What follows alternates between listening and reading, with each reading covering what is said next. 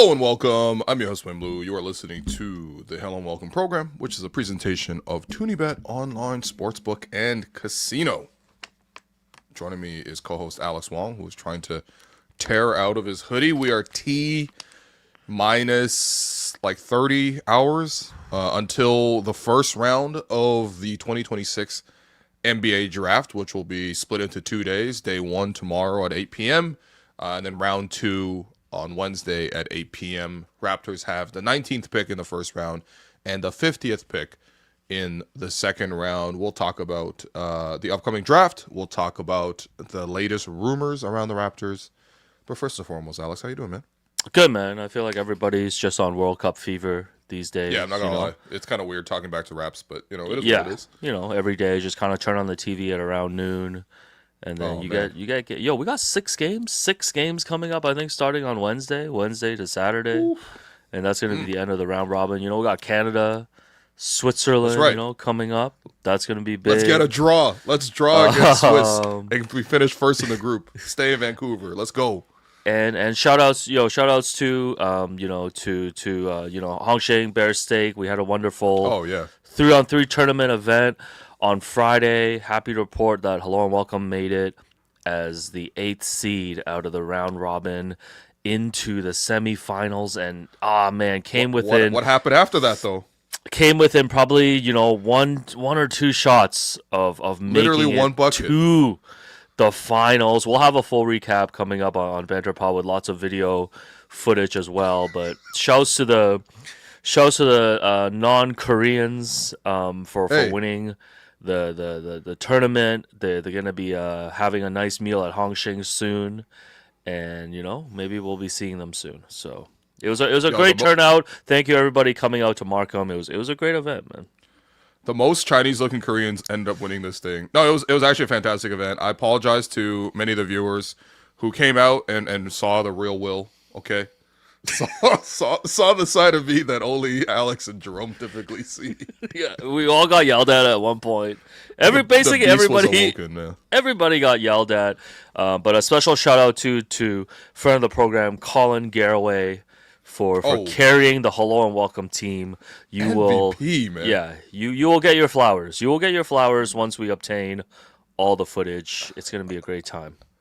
I believe he scored a higher percentage of our team's points than Kawhi did for the 2019 championship run. So and he did. I don't think he sat a single minute. I was Nick Nurse, bro. Yeah. What are you sitting for, man? We got to win the game. Meanwhile, Marshall Kung's on ice today. Marshall's like, I strained my hamstring. I'm like, I need a sub. I don't care. Come in. Jerome was like, this is too toxic of an environment. Jerome's like, I'm going to sit out for the whole game. No, Jerome was halfway out the door, man. He's like, this is way too toxic for me. You do create one of the most toxic environments, but it does lead to results. So I don't really know what I stand on. I'm Draymond. Like, what else do you want people to say? You know what? We will have some videos coming for you later on. Yes. Oh man, I got a breaking from Shams Charania, and I was like, ooh, what is this? Breaking news: University of Michigan coach Dusty May has agreed to become the head coach of the Mavericks. Okay, Dog, get out of here, man. I got a breaking. Woj was at Hongsheng recently. Yeah. What? Yep. Woj. How did I not know this, man? Woj was at Hongsheng recently, and we, through our friend Colin at Hongsheng, now have a free ride whenever we want to go to St. Bonaventure to watch the Bonnies. I thought you were going to say we can have Woj anytime you want, but okay. Yeah, that too. But yeah, we can, anytime we want to take a trip to watch the Bonnies, you let me know. Yeah. We can make that happen. I guess that is pretty cool though. I guess we could go watch the Bonnies. Like I'm not upset with that, you know what I mean? No, we're not watching. I am. What are we doing, man?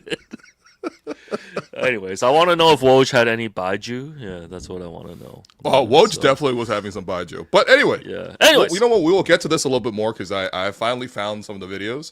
We might show you some at the end of this episode. Okay. But first, let's talk about the NBA draft.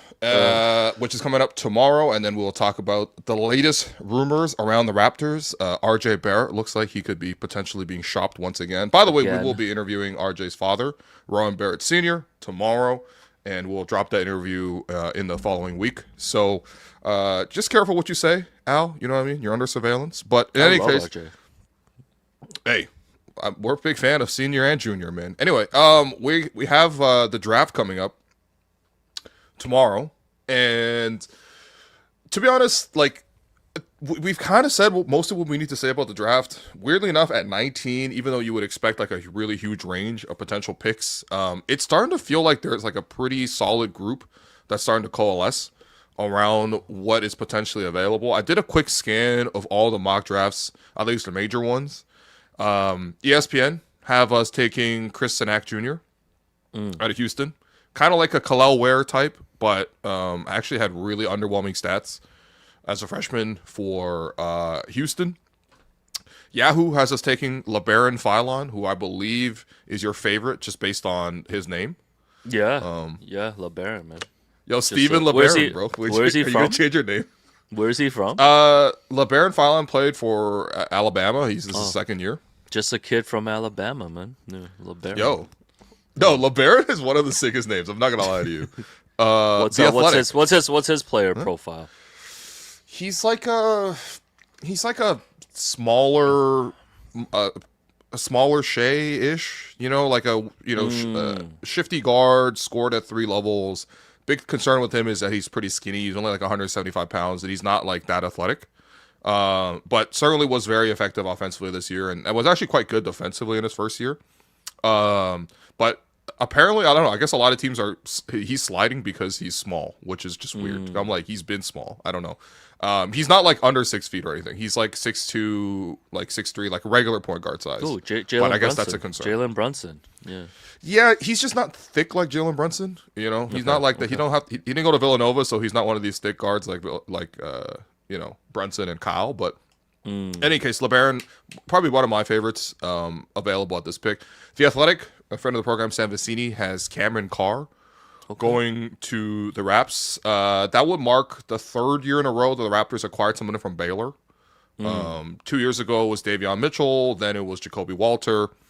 Cameron Carr, pretty much another Jacoby, like more athletic, not as good of a shooter. Maybe as good of a shooter, to be honest, because Jacoby was quite good in college too. But yeah, I mean, like athletic, skinny wing is what Cameron Carr is. And then CBS has like a panel, and somehow they have 4 different players to the Raptors at the 19th pick. There's Christian Anderson. Okay. Right. You've heard of David Anderson, who used to be a Raptor back in the day. Came with Peja from the New Orleans Pelicans. You've heard of Chris Anderson, the Birdman. Well, you have Christian Anderson now, who is nothing Bible like man. Yeah, that's right. He actually has. I think he was born in Germany.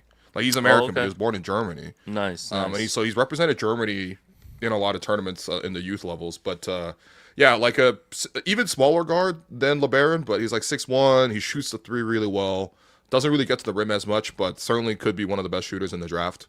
Bennett Sturtz, who had a really productive season, climbed his way up from like D2 all the way up to playing for Iowa last year. Played every single minute in the tournament. Made some really, really big plays in the tournament. Only thing against him is that he's going to be 23 when the season starts. So for all you Leo DiCaprio draft guys out there, probably too old for you. Hey. And then Jaden Quaintance is in his second year, shined at Arizona State, transferred to Kentucky, got super banged up, like literally like busted up his knee, like had to have multiple surgeries, and then basically didn't play last year for Kentucky. So it's a big question of his health. When he's healthy, he's probably the freakiest athlete in the entire group. He's kind of like a Robert Williams type, like Time Lord. And then CBS, the 4th person they had was Ibuka Okori, who kind of like a stats darling. He's a guy who got to the rim at a really, really high rate, but he's pretty small. And it's a real concern as to whether or not that stuff will work in the next level, but very quick. And the upside there could be very good. Yeah, just based on the names, if you open up the doc, Just based on names alone, because I know you're not watching no college tape. Give me the name draft. Who are you taking if just based on names? I mean, I think LeBaron, Phylon is definitely in the lead. I'd be worried though if he came to this level and like wasn't good defensively. You can see a lot of jokes happening. Pylon, LeBaron Pylon. Even the LeBaron name, is up for a lot of roasting. So that's tough. I always like a good junior. I like a good JR. So like. Okay. I like Chris Sinak Jr. Sounds like a YouTube streamer. He kind of does actually, yeah. But I like a junior, and I think historically Cars have done well too. Cars and Andersons have done well in the NBA. Okay. Like they've represented. Interesting.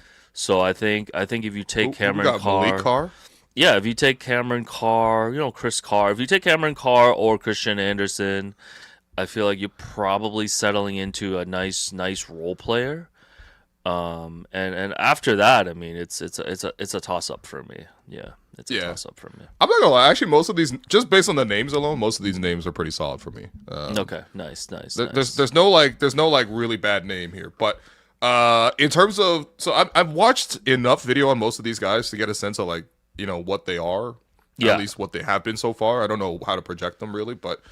I broke them down into like 3 tiers. Right? Okay. Out of these names. Oh, by the way, I think Alan Graves was also mentioned as well. Okay. By multiple like news outlets out there have been like, Raps like analytics, and Alan Graves is like an analytical darling or whatever. So he's like the sexy blogger pick going from back in the day. But anyway, I have the 3 tiers. I have players I like at the 19th pick, players I understand at the 19th pick, and players where I need more. Nice. And I broke it down those 3 tiers. The 3 guys I have in the I like tier are Phylon, Quaitons, and Sturts. Phylon, just very shifty, very impressive with the way he's able to create space. We don't really have like a scoring point guard. We haven't had one in a while. And I understand that there's some defensive concerns, but it's just something that we don't have. We don't have that skill set. Similarly, I think Sturts, even though he's not maybe as good of a one-on-one scorer as Phylon, doesn't have as much of a bag. But Sturts, I think, more experienced, better shooter, especially from the outside. And, I think he's also proven it at a higher level based on where he's played in the tournament as compared to Phylon. So I'd be okay with Sturts too. Not too concerned about the age, to be honest. If you got a rookie that hits when he starts at 23, that means from 23 to 27, you have him on a rookie scale contract. And afterwards, you have him as restricted. So you basically have him for his whole career, like his whole prime. So I'm not really mad at that. And then Quaitons is a total gamble, but I think the upside of the gamble is the highest. He's literally jump out the gym if he's able to get his knee back intact. You still have to teach him a lot of basketball. He's probably going to take like 2-3 years, but I can see the upside just based on the athleticism alone and the size. JQ is really good. Yo, let's get another JQ on the team. Oh yeah. We can never have left. We need more JQ, man. We can never have enough JQ. Yeah. She's just Jen after this. If they take Jaden Quaitons, she's not JQ no more, man. Yo, we got the new JQ, man. Let's go. Yo, new JQ just dropped. For people who don't understand, JQ is the head of Raptors PR. Right for the team. So not responsible for the Andrea Bargnani social post. Oh, we'll get to the social post later on too. But in the tier of I understand in terms of like if the Raptors took these guys, I understand Christian Anderson. I think I'm a little less excited just because I don't really see him getting to the rim very much, and so it's basically can he be a 40% plus pull up 3-point shooter in the pros? Because if he can't be that, then you know what I mean. Like he'd be like a Marcus Sasser type. For the Pistons, like solid, but like backup point guard, like maybe like a Patty Mills, that style of player. Ibuka Okore, I'm a little less confident in his ability, just because he gets the rim a lot in college. It's a very good thing, and I think his quickness is there. But is he gonna be able to finish and continuously be that effective? Obviously, the outside shot has to be very strong for him to leverage against that too. But I could understand. I mean, analytically, he's definitely one of the most impressive players. And then same thing with Alan Graves. I think he just played a really not really poor competition. Like I don't want to say that like he played in some like garbage conference, but when I watched the tape, like first off, they're playing these like random, like you know what I mean. It's not exactly like you're going to like Kansas, and the whole like Allen Fieldhouse or whatever they have over there is like filled to the brim with like fans and everyone's chanting. It's like literally like high school level gyms and with like 50 people in there.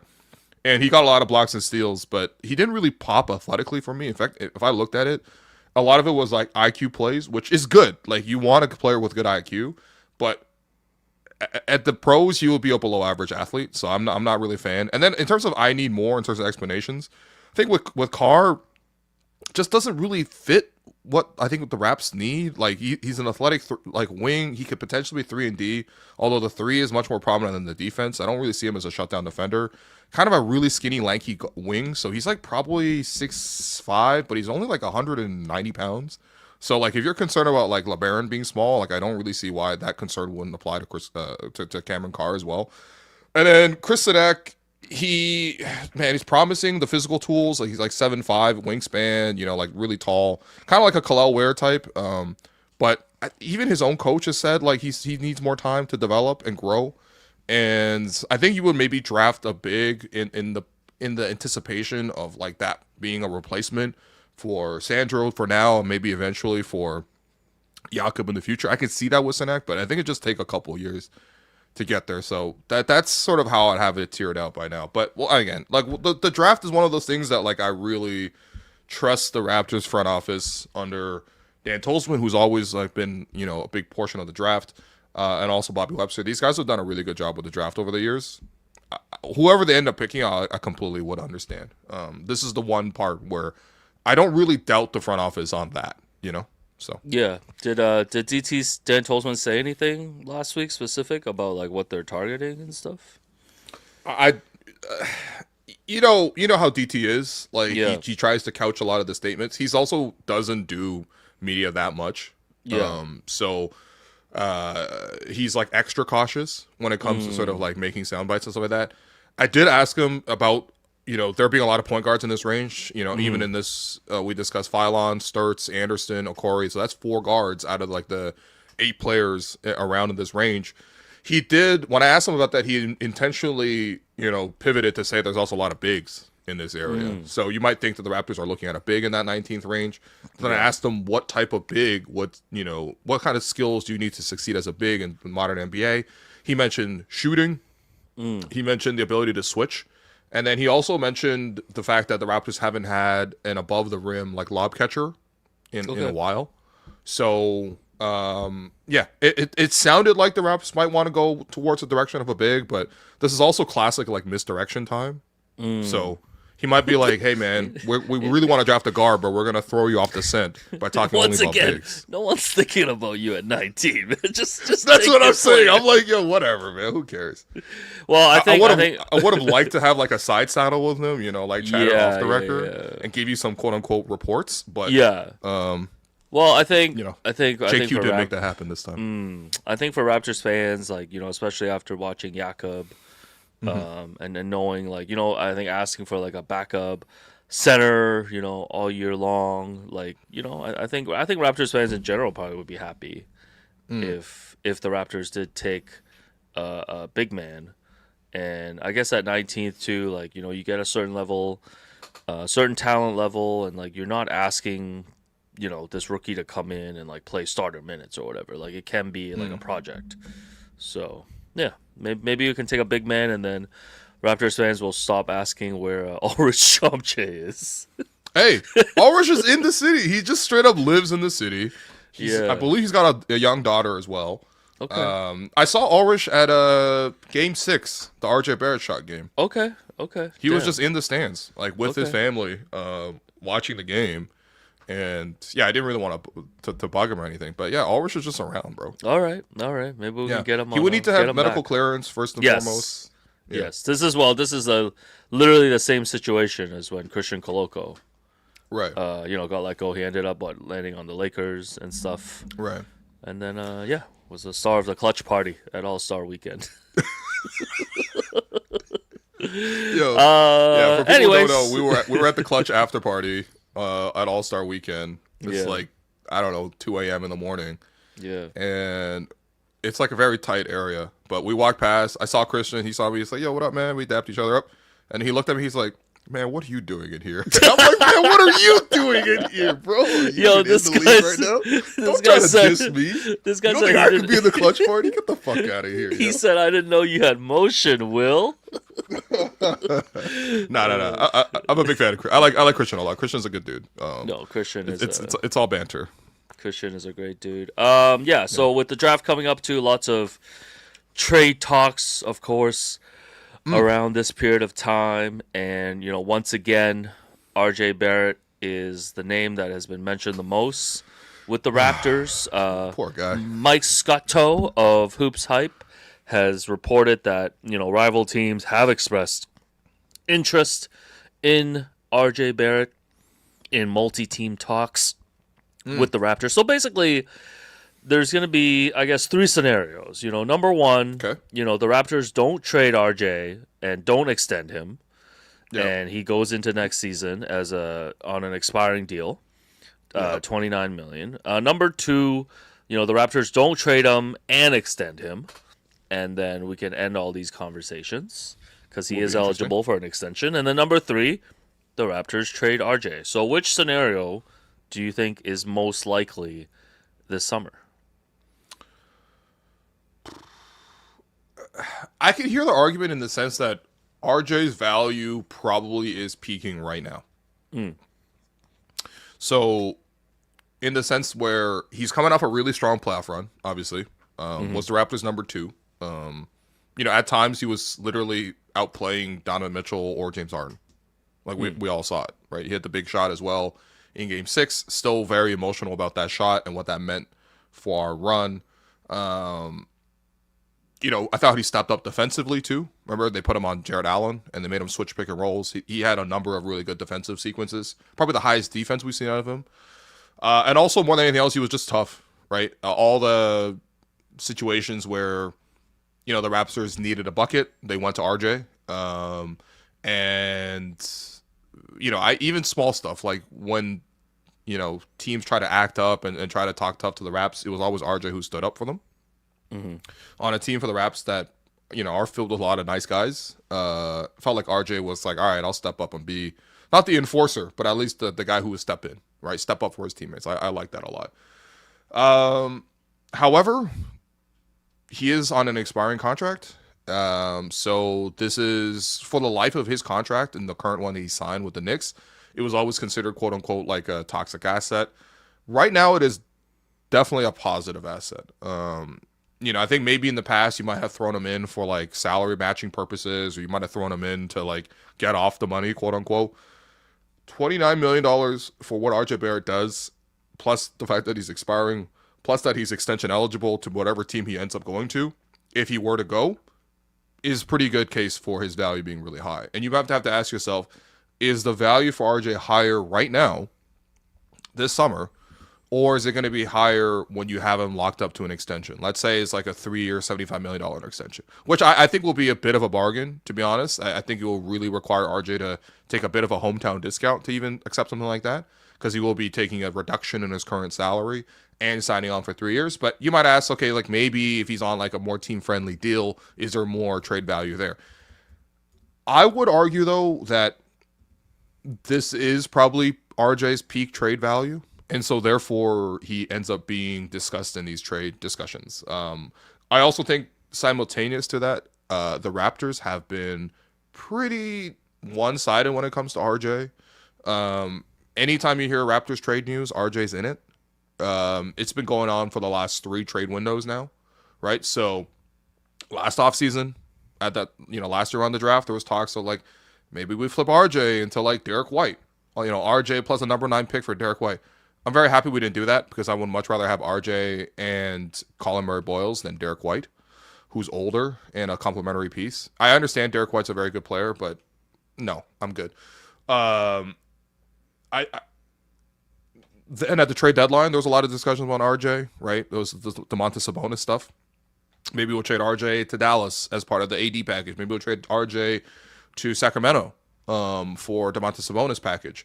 That was discussed a lot. And then, of course, RJ ended up staying through all of that, ended up having a healthier season, because remember, he got banged up with his knee in that Nets game during the 9-game win streak. That kind of knocked him back for like about a month maybe a month and a plus. And then when he finally came back into health and rhythm, he was able to finish the season really strong with the playoffs.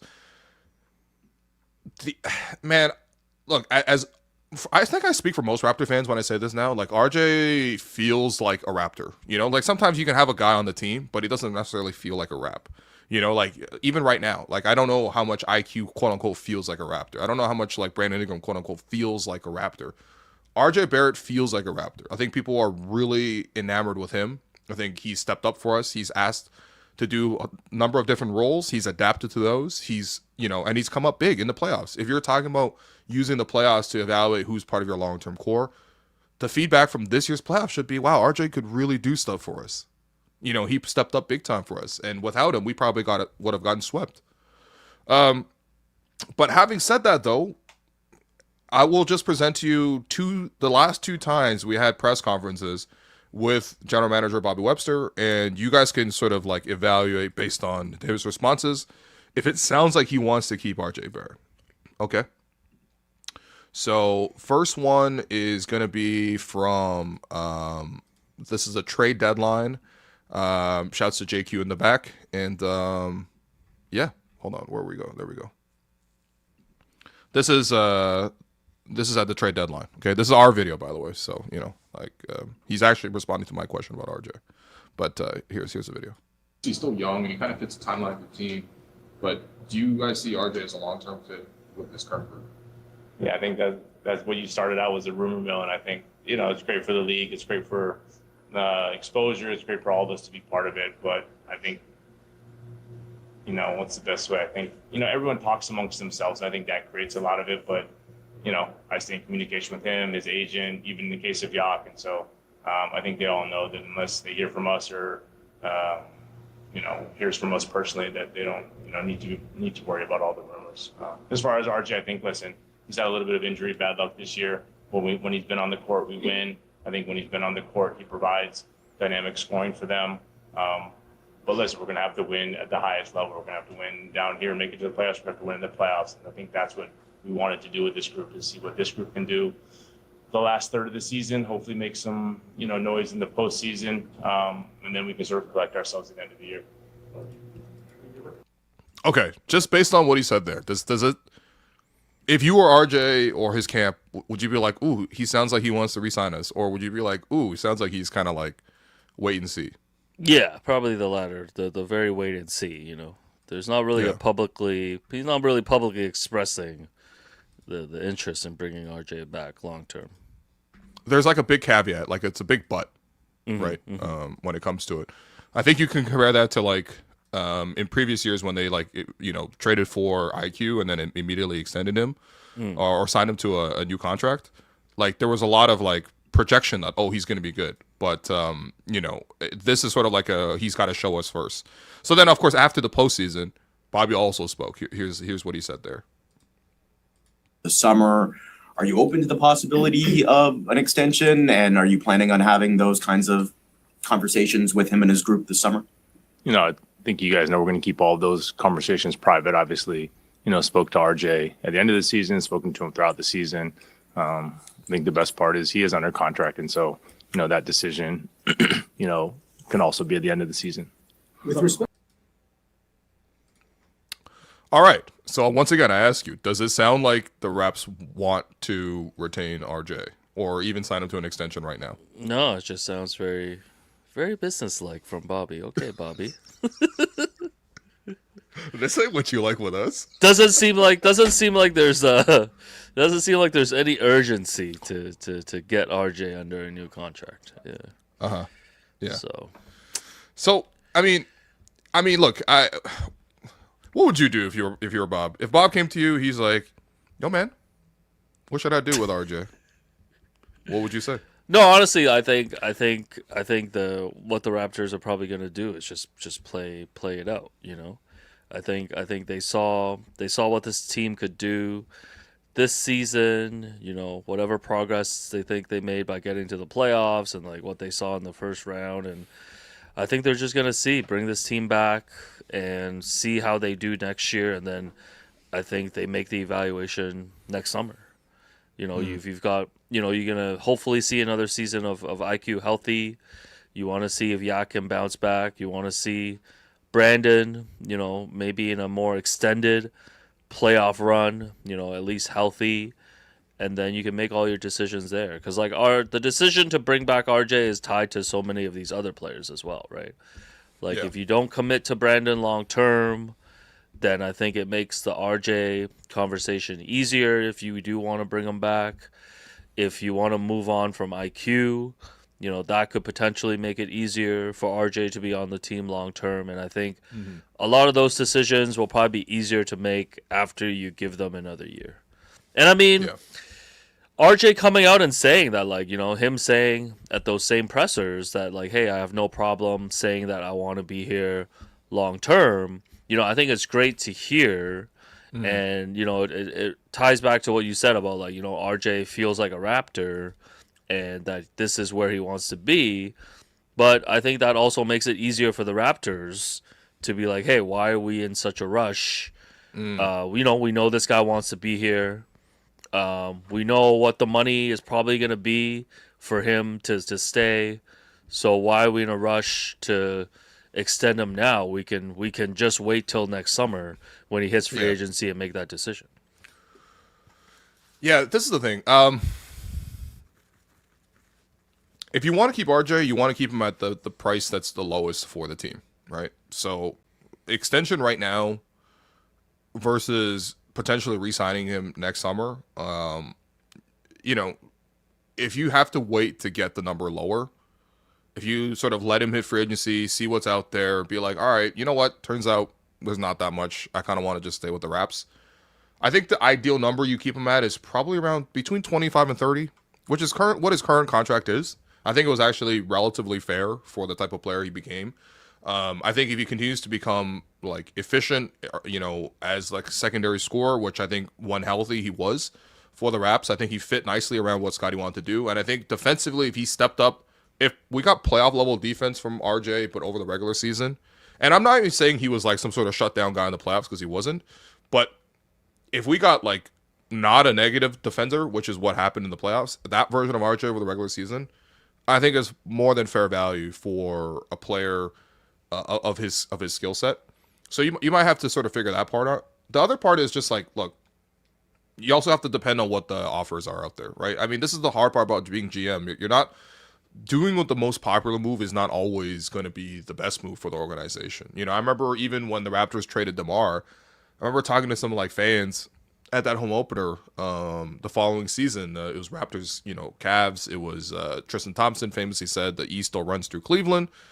And my goodness, where they ran through. But like, you know, like I was talking to a lot of fans that day, and a lot of them were like, I can't forgive Masai for trading DeMar. I don't care what Kawhi is. You know, like it was not a low ball knowledge. Remember Masai was sweating at that press conference. Like, you were probably at that press conference. He was being pressed. He was being pressed by local reporters. Yeah. CP24 was like, how dare you trade him? Mainly the CP24 types. It's like, focus on giving me aerial traffic on the highway, man. Come on, man. Like, why are you here pressing RGM, man? Like, shut up. Low ball knowledge. But like, that's the thing is like, I think you also have to see what the trade offers are out there. This is the thing. I would break it down like this. If you're only getting expiring contracts that you're not interested in retaining and like not even good first, if you are getting first at all, then that's a hard no. If you are getting a comparable player to RJ with some more term on his contract, then I maybe would explore it. If you are using RJ's contract to trade up for a star player, then of course I'm interested in something like that. But what I don't want to see at this year's draft, which is tomorrow, or even in free agency in the week after, is RJ move purely for salary purposes for some like expiring salaries and bit pieces. I think it's hard to explain that to Scotty, for example, right? If you're Scotty, you're like, dude, I want to win. Look how much Scotty wants to win, right? Part of the reason they didn't trade Pascal and OG purely for future picks is because they wanted to be good again quicker. They didn't want to launch into a full rebuild. They wanted to retool. All right. So when you traded OG, you got back IQ and RJ, who were able to play for you right away instead of just quote unquote development guys. Now, if that's already what the approach you took 2 years ago, then you get to the playoffs, then you actually go to the playoffs, then one of the guys you rode shotgun with to Scotty, and you're just going to tell Scotty, like, yo, man, sorry, we had to trade him for Harrison Barnes and a future first.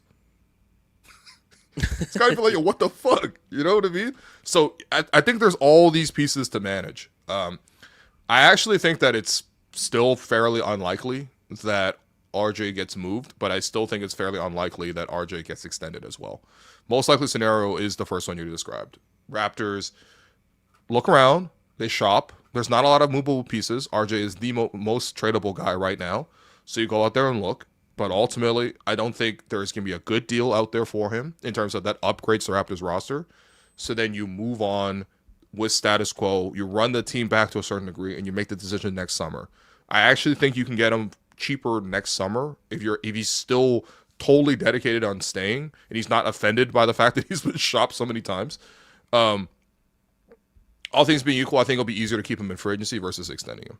So yeah, no, I think that is probably the most likely scenario. But I think between now and then, we're probably gonna hear RJ's name, this off season, and maybe even at the trade deadline, depending on how the team is doing next season, and how he's playing. Like we'll hear his name, I think, a lot between now and next summer.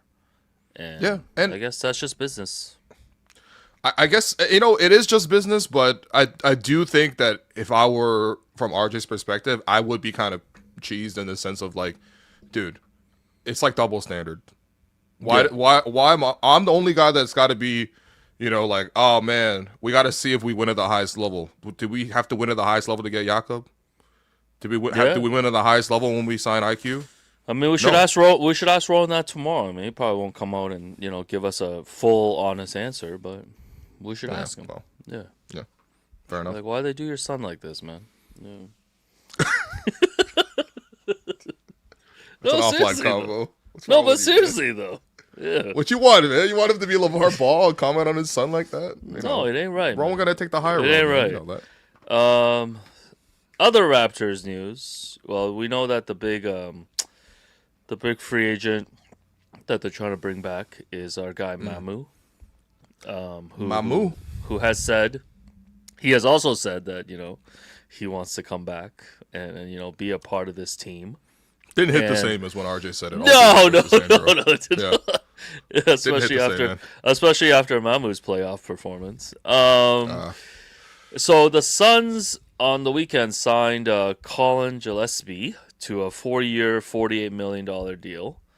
And was wondering if this could be like a similar comp for Mamu. Looking at their stats are kind of similar. And in terms of just kind of like contribution, Gillespie 80 games, 12.7 points, 4.6 assists, almost 3 threes a game. Mamu also played 80 games, 11.2 points, 4.9 rebounds, 1.5 threes.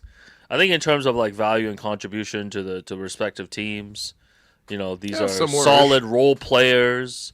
Yeah. Again, I would like to point out that Mamu was, nearly basically unplayable by the end of the Cavs Raptors series, with all the injuries. And, so I don't know. That should factor in as well because, we just heard Bobby say, he wants players that can help him win at the highest level, right? That can help him win in the playoffs and stuff. So I thought, maybe you just chalk it up to, hey, this was the first time in his career he was really given such a big role on a team, especially in the postseason, or maybe that does give you red flags. But yeah, what do you think? What do you think Mamu will get in the market, or what price will it take to bring him back? I think the big thing is a team going to put their whole full mid-level behind signing Sandro Mamukelashvili. So the full mid-level starts at $14.8 million for the upcoming season. Gillespie signed for $12 million a year.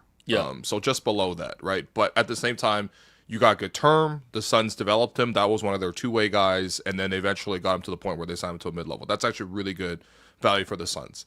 And Colin was quite good for them. By the way, someone called him CG was shooting lights out next. We can't just give everyone the abbreviations. All right. CG. 3. What number does he win? Like, honestly, I don't know if you could just give everyone CG, man. But anyway, so like they basically said like, look, we think you are gonna be a mid-level guy. Plus, if you stay in Phoenix, I believe there's like no state income tax. Here's $12 million. You're effectively getting the mid-level, and you want to stay in Phoenix, so you got a deal done. That's pretty easy. The Raptors, first off, a couple of things with Mamu that's a little tricky. Number one, they don't actually have the full mid-level at their disposal at the moment. So I think that what they would need to do is like move Gradey and take his money off the books to even access the full mid-level. And then once you use the mid-level, you actually are hard capped at that number with the mid-level used. So man, I think number one, the question is there a team out there that wants to give Mamu, essentially $15 million a year? Despite a good year for Mamu, I don't think that money is out there. Mm-hmm. I think Mamu, if I had to guess, I think he gets closer to 8 than he gets to 15. Okay. I think it probably comes around 10. So that's a portion of the mid-level. Now, the thing is, the tricky part with contracts in that range is there is like the taxpayer mid-level, which is, I think, only like 8. So there's like basically like there's teams that will sign players for 15, teams that will sign players for like 8 to 9, and then teams that will sign players to like the biannual, which I think is like 5. Either way, Mamu's getting a raise. It's whether he gets to 5, 8, or 15. I think he's closer to getting to 8. In which case, if the Raps can create that amount of money, which I think they can, they might need to move a couple contracts around. They definitely don't want to be hard cap, for example. But also, what's not too bad to be a hard cap for this year. I don't really see the Raptors making that many moves to take on more salary. In any case, there's a bunch of financial mumbo jumbo. I would want the Raptors to sign Mamu for around 8. No, if Mamu's going to get up to 15, then you just have to say it is what it is. We got to let him go. Last time we signed a guy for a value bargain contract in free agency that really worked out was Bismack Biyombo, and then obviously that summer he got signed for $15 million. Whatever, you just got to lose him at that point. He's not going to get the same sort of treatment in this case, but yeah, I mean that's I guess effectively I'm saying yes to Mamu at 8, no to Mamu at 15, and we can go from there. What about you, man? What are you saying? I mean, also the draft affects this too, right? Because if the Raps draft a big, maybe you could say like, hey man, we can let go of Mamu. Hey, I wouldn't be opposed to just, depending, like you said, on the draft, what other players they might be targeting, in free agency that they can get, at a lower price. Like, I would not be heartbroken if the Raptors moved on from Mamu. I think he had a nice, surprising regular season, but like you said, like you can get in trouble overpaying and overcommitting to a player that plays a role off the bench, but I feel like is replaceable maybe internally or replaceable with another player. So yeah, and you got to be pretty confident in your scouting, to be able to find another guy like this.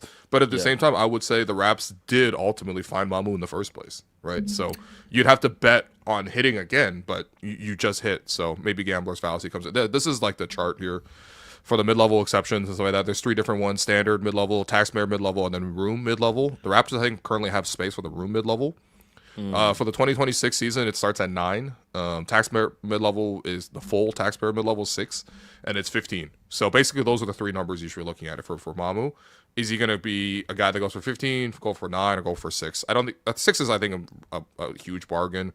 There's probably multiple deals out there for him to play at $6 million a year. 9 is maybe more questionable. And I don't know if the Raptors, by the way, will use the full room on him. First of all, I don't know if they have full room. Have to look at the numbers again. But I also think they would want to save a portion of some of that cap flexibility to be able to sign their two-way guys, to be able to sign, even minimum, not minimum contracts, but some of the two-way contracts if they want to like keep Chucky Hepburn, if they want to keep Elijah Martin, et cetera, et cetera. That's like you're taking like $1 million off the top kind of thing. But that $1 million could be worth a lot to a guy like Mamu who should have a couple decent offers. So yeah, we'll see. Plus you gotta pay his personal photographer, man. Yeah. Homies, hey, come on, bro. Leave Alex and Sandro alone, man. Come on, man. Finally, last Raptors related topic here. We hinted at this earlier. Raptors social media team. Oh, brother. Let's talk, man. Bell, let's talk. So obviously this time of year, not a lot happening, and with the draft coming up, I think social media teams want to put out a lot of draft preview content. So, Raptors have done some fun stuff. Revisiting, Damon Stoudemire, first ever draft pick. Yeah, that's fine. Little Scotty Barnes. Yeah, of course. And then a That little makes perfect sense. Little T-Mac, even though he didn't really blossom here. Little Vince Carter, even though he a big trader, and won playoff series here. And then we started venturing into Gradey Dick, nice little reverse layup package. A lot of Gradey Dick highlight posts from the Raptors social accounts. The draft day suit, of course, was iconic, right? Like the draft day outfit that they posted was iconic. Hey, you know what? We asked them about that too, so it's not fair for us to have double. No. We be hypocrites. Yeah. And listen, we pump out a lot of content too. And then, but then yesterday, yesterday, this was, I think, over the weekend. It was the Andrea Bargnani tour. Here we go. And what was one of the captions? Andrea Bargnani was really him. Andrea Bargnani was really him. Guys, I need to know. Listen, we're friends with some of these people too who run the social accounts. Okay, sure, friends, right? Rose friends. You know what I mean? So this is friendly advice, all right? But if we look at the quotes, Aaron Rose. Wow, what happened to Aaron Rose? But he was in fact not him. Alex Wong, really enjoying the official Raptors account, spotlighting some of our greatest draft busts. Drop the Hafa Arujo highlight clips now. Sorry, I love roasting the official account. Next clip. Is this why these people never make eye contact with me at Raptors events? Probably, because they see this shit. Their feelings are hurt. Okay. Nice. Who bribed y'all to post this? Yeah. Knicks are NBA champions, and I got to see this bullshit on my timeline. I guess Knicks fans are actually the only fans less happy with Bargnani than Raptor fans are Knicks fans. Yeah, we somehow ruined the Knicks post-championship glow by posting Bargnani. Someone quote retweeted saying, "People on here will tweet anything. Charlie Brown had hoes." No, he didn't. That isn't true. Okay, anyway, so that you get the point. Is the reception to that, and I would say rightfully so, because Bargnani was not a good Raptor, was not productive as a Rap. He was the best thing Bargnani did. The most polarizing draft pick ever. Dude, you remember when Masai traded Bargnani and they got back a first-round pick, which, by the way, became Jakob Poeltl. Everything with the Raptors becomes Jakob Poeltl. It's pretty incredible. But in any case, they got the pick back, and it eventually turned into Jakob Poeltl. If you remember back in the day, Tim and Sid, back on the Score days, they literally did now he's canceled, R. Kelly. But at the time, it wasn't as canceled. Okay, we'll just say that much. But they remixed "I Believe I Could Fly" to "I Believe in Masai." Oh, because he successfully traded Andrea Bargnani and for positive value. He got an asset. Yeah, he got assets back. Yeah. And don't forget, Bargnani was one of the reasons that Brian Colangelo got let go as a GM. He was here for 7-8 years, but he would never get rid of. He would always so attached to Bargnani, who was his first overall pick. The one time in franchise history we got him, we got Bargnani, who was. How would you even describe Bargnani? I know people are like, oh, maybe he would be good in modern NBA. He's like fucking Chicago Bulls Lauri Markkanen. But the thing is, Bargnani came advertised as obviously a big man type that could shoot. Yeah, he's gonna be the next Dirk. He didn't even shoot well from three. Is the thing. I think that was one of the things. He was 32% 3-point exactly. shooter. Exactly. Yeah. He was present day Kristaps Porzingis. That's the greatest magic trick that Ilmago played on us, man. Mm-hmm. People legit still think that he was a 40% 3-point shooter. Maybe his defense just wasn't good enough. He wasn't tough enough. No, he was not a good shooter. Right. That was a big thing about him. And I think the other. And he was also one of the worst defenders in the league, which at the center position is going to kill you, man. Yeah. And the other part of the Andrea Bargnani lore is because of the Andrea Bargnani trade with the Knicks. That was part of the reason why James Dolan, was hesitant about trading for Kyle Lowry. Yes. Like, it made him hesitant to do another deal. So I guess Bargnani did contribute a lot to the Raptors' eventual Not on purpose, championship roster. So he was him. He was him. He was him. By the way, this would be like if the Phoenix Suns was like, "Yo, guys, remember Dragon Bender?" Yeah. Yo, remember Josh Jackson? Yeah. No, this would be the same. This would be like the Clippers being like, "Hey, remember Michael Olowokandi? Oh, yeah, remember Olowokandi? Yeah." Yeah, he was our candy man. I'm not even kidding. Yeah, man. or the Wizards tomorrow being like, "Hey, remember when we got Kwame Brown?" Yeah. You know what? Actually, I kind of want that now too. Who's the next like random Raptor you want to see them? Oh my god! Yo, dude, I'm sorry, man. Streets were calling for Joey Graham, so I want Joey G next. Yeah. Yo, Joey G was a problem. G. Yeah, I want Joey G, man. Yo, don't sleep on Joey G Stephen would've been Graham sick. either. Yeah, no, don't hit me with the twin, man. No, because look, the post go, Bargnani was really him. With the first overall pick in the 2006 NBA draft, the Raptors select Andre Bargnani. By the way, the Raptors passed on LaMarcus Aldridge, who went 2, and also Brandon Roy, who went later on in the draft, like I think 6 or 7. Yeah. And like, I mean, it wasn't that deep of a draft. Actually, the best player in that draft, I would argue, was Kyle Lowry, who the Raptors got in a roundabout way. Yeah. But yeah, still. Another Bargnani post, Andre Bargnani, aka Primo Pasta. Yeah. So Green, another Bargnani post. This was his game winner So over Green Portland. is crazy, bro. Il Mago. This is 5 straight posts about Andre Bargnani. Yeah. And then when you scroll down, it's and one for Grady Dick. Yo, Grady what's Dick. happening, man? Grady Dick got 2 reverse layup highlights, man. That was Yo, sick. the reverse lay is too easy for Grady Dick. I'm like, no. Even Grady's like, yo, don't post me right now. Like, not after this season. I'm like, just saying, right I don't now, think Grady guys. Dick reposted any of these. No, Grady's Just like, why y'all tagging me, man? Like, don't. The tag reverse me. lay was cold. So I remember this game. Yeah. Grady rips baseline and then hits like a reverse layup on Evan Mobley. Raptors lost this game by 30. This is the home opener. Yeah. Hey. Oh, you know the other guy they should do is Bruno. Yeah.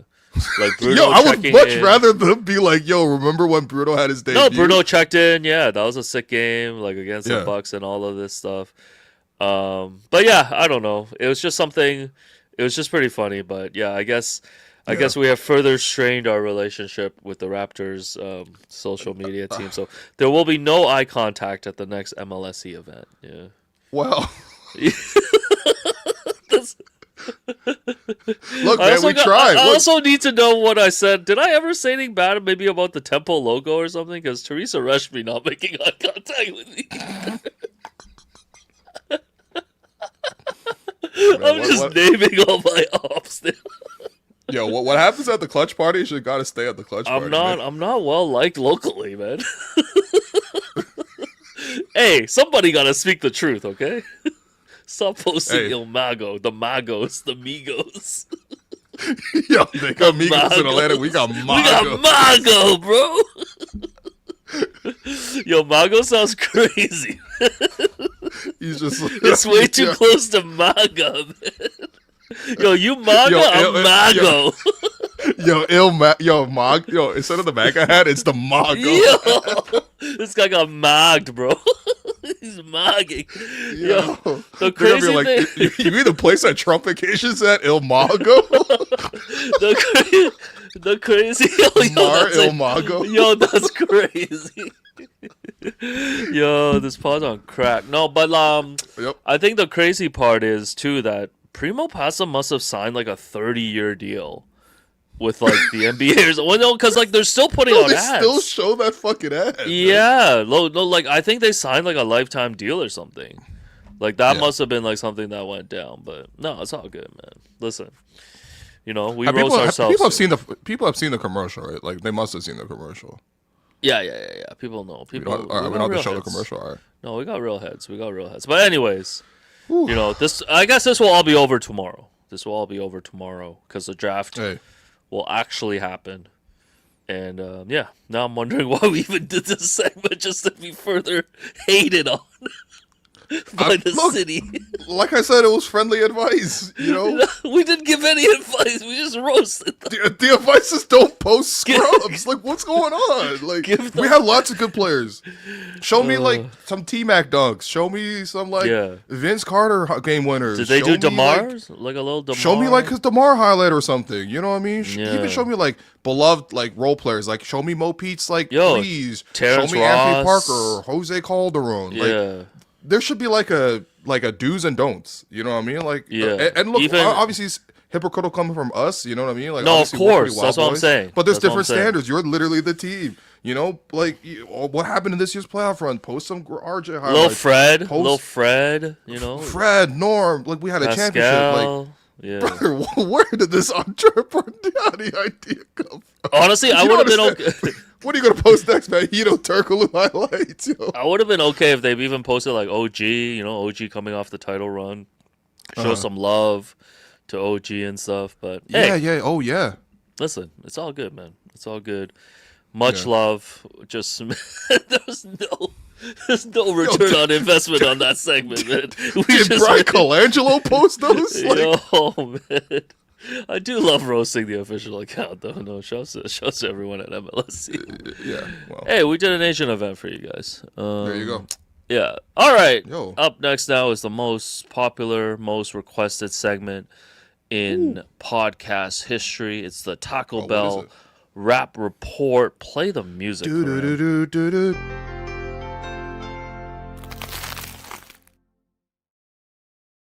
You guys already know the triple-double crunch wrap is now available at your nearest Taco Bell. It's double the protein, triple the layers, zero messing around. Handheld, wrap doesn't fall apart. You know, you're watching the first round of the draft tomorrow. Get yourself a crunch wrap, sit in front of your couch in your mom's basement. You know, no fork, no plate, no distraction from the screen as the Raptors are drafting at number 19.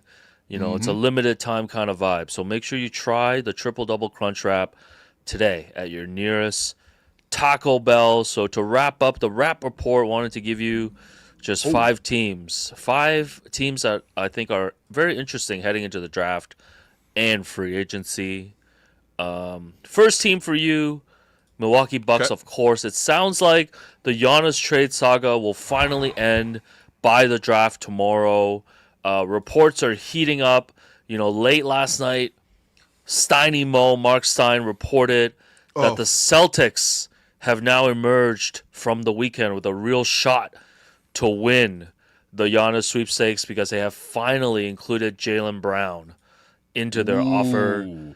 And that was also corroborated by Brian Windhorst this morning. He said that he was skeptical that the Celtics were going to go all in on Giannis, but they have indeed now put Jaylen Brown on the table, and reportedly Miami is now scrambling to find a third or fourth team to potentially improve their offer. I'm sorry, man. Miami is always left holding the bag with their poo-poo platter of Tyler Hero, Jaquez, and Jaquez, Ware, and the 13th pick in tomorrow's draft. So they had that on the table for 5 years, yo. Yeah, so they're scrambling right now. Well, it'd be pretty funny because Facebook Marketplace with that shit, yo. Miami was, Miami was originally the favorite for Dame and couldn't get Dame, and now it looks like they could lose out last minute here. I think if Jaylen Brown's on the table, I think the Bucks probably go ahead and do that deal instead. Of course, man. Yeah, I think Jaylen Brown's going to get underrated. I'm not gonna lie to you. Like I understand that there was always the advanced stats factor. With Jaylen Brown that liked him a little bit less than maybe the public consensus. That man is very good. He drives a lot of winning. He was one of in the regular season, one of that I would say at least a top 10 player in the NBA in the regular season. That is the best player by far on the table for Giannis. Yeah, no, I completely agree, and I think if you believe that Jaylen wants to be a number one option because he did get a taste of that this season. With Tatum out, I think this is a perfect scenario, right? Like for Jaylen too. You get to go to Milwaukee, you're gonna be the guy there, under a little rebuilding program, and maybe he gets to find out the realities of being a number one guy, on a not so good team, and that's kind of like the next step of his career. So it does sound like it's all gonna finally end tomorrow. Goodness, so we can. The only thing with the Jaylen Brown, that depends. Do you think Milwaukee takes back Jaylen Brown, or do you think they reroute Jaylen Brown elsewhere? Well, if they reroute him, like, what do you think? Like, they try to reroute him for like draft picks, younger players. So, one potential destination for Jaylen Brown was always Atlanta. I believe he's from Atlanta. Right, yes. But Atlanta made a bunch of moves last night to essentially solidify their team. So, like, they brought back CJ McCollum. They acquired traded for Aaron Wiggins. Yep. That feels like they moved on from, like, that. Like, they're not waiting. They're not waiting for this Jaylen Brown situation to play out. Because you would stay fluid if you were going to be potentially still on the table for either Jaylen Brown or Giannis. But yeah, I mean, I don't know. I mean, Jaylen Brown on Milwaukee, either right now or in the future, becomes an immediate trade target. Yeah. No, I think that's fair. So, and I do think that, like, a Giannis Tatum combination for Boston, I think the one thing with Giannis, I mean, look, he's already done whatever he needs to do. Like, career-wise, he's got 2 MVPs, he's got 2 Defensive Player of the Years, he's got the Finals MVP, he's won a title and everything. But the one thing he hasn't done yet is play for a marquee franchise. All due respect to the Bucks, but like playing for the Celtics is like totally different. He might have to change his number too. Like, isn't 34 already retired over there? Oh yeah, they have like 70 numbers. He might have to wear like 78 or something. He might have to get a little freaky with that. No, seriously, man, you got to be 69. Honestly, he might have to be 69 Giannis, man. But yeah, like I think that's a premium market. It's also closer to his beloved Greece. Boston obviously is on the Atlantic coast. Yeah. So he can go back and forth. But yeah, and honestly, like, I think Boston needs an interior presence. Yep. And who is a better interior presence than Giannis, literally? To be honest, like, if Giannis goes there, I have less questions about Giannis. My bigger questions is with Tatum, right? Like, he just came back from that injury. He couldn't finish the playoffs, had to miss Game 7. Like, we still haven't seen a full season of Tatum. Like, granted, he did look really good in the regular season coming back, but I think that would be my big from a health perspective. It'd be a bigger concern. Tatum would be a bigger concern for me than Giannis. Even though Giannis does have this history of the last 5 years, I think it's been rare that he's even finished the season healthy. But yeah, we'll see. This will all be over tomorrow, everyone. Next team that I think will be interesting, the Clippers.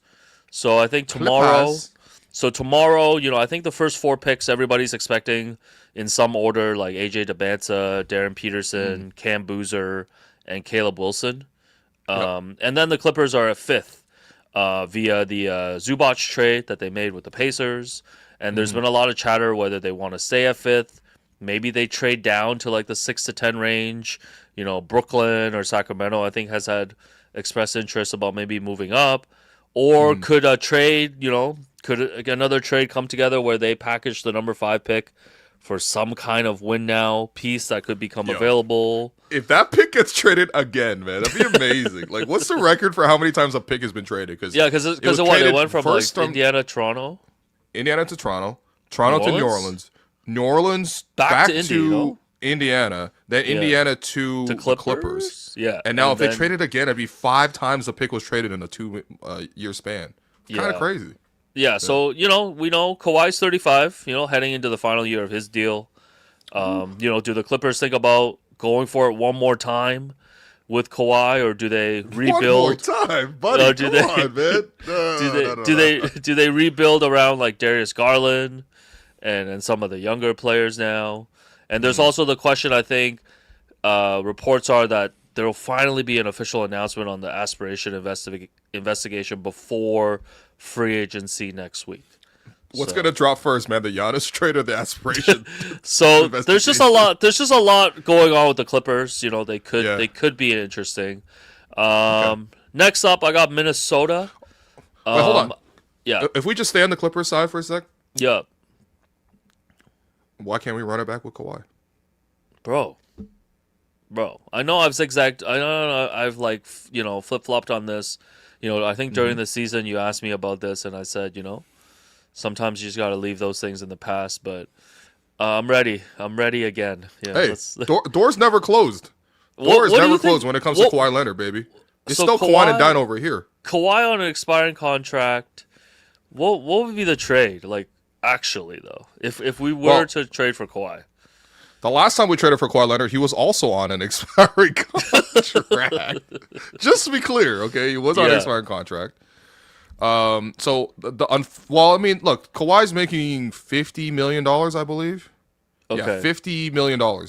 So Jakob Poeltl. Yak, RJ, and the 19th pick. Ooh. Would you do that right now for Kawhi Leonard? Yes, but I don't think the Clippers would do that. 19 does not sound very hot. They're going to be a shitty team in the future, so they can eat some contracts. Why do you need Jakob? Like, why would anyone want Jakob right now? The last time we traded for Kawhi Leonard, we gave them Jakob. So? Okay, fine. Okay, fine. Il Mago. Okay, fine. Brandon Ingram. And I don't know. Let's just get the salaries working. Okay, Gradey Dick's gonna go in there as well. Yep. Because Brandon's making 40, Grady's making like 7, so we got the 47 to 50. Like that's close enough. Yep. Brandon Ingram and Gradey Dick for Kawhi Leonard. Once again, on the Clipper side, I would do it. I would do it in a second. Yeah. Okay. All right. Just let you know, man. No, I would do it in a second, man. Kawhi back here, damn, man. I'm sending you a video on WhatsApp of Kawhi that you can play. Oh, okay. Sending it to your individual WhatsApp. Okay, I got you.